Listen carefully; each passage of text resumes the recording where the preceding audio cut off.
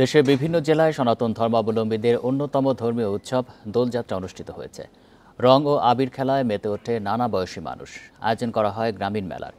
বিভিন্ন মন্দিরে দেশ ও জাতির কল্যাণ ও সমৃদ্ধি কামনায় প্রার্থনা করা হয়। এই ঈদে জামা জুতো অ্যাক্সেসরিজের ডিসকাউন্ট।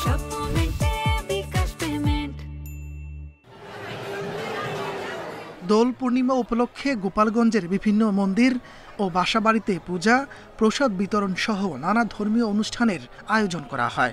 ঢাকের বাদ্য, শঙ্খধ্বনি, উলুধ্বনি ও ঘণ্টার ধ্বনিতে মুখর মন্দির প্রাঙ্গণ।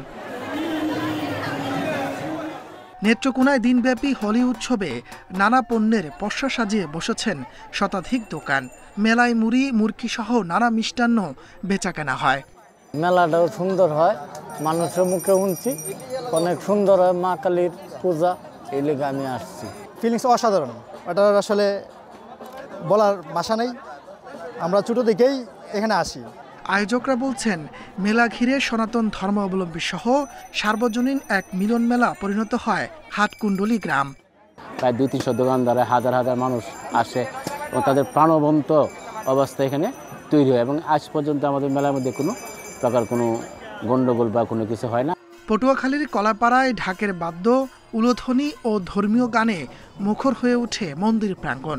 উৎসবে রং খেলায় মেতে ওঠে নানা বয়সী মানুষ।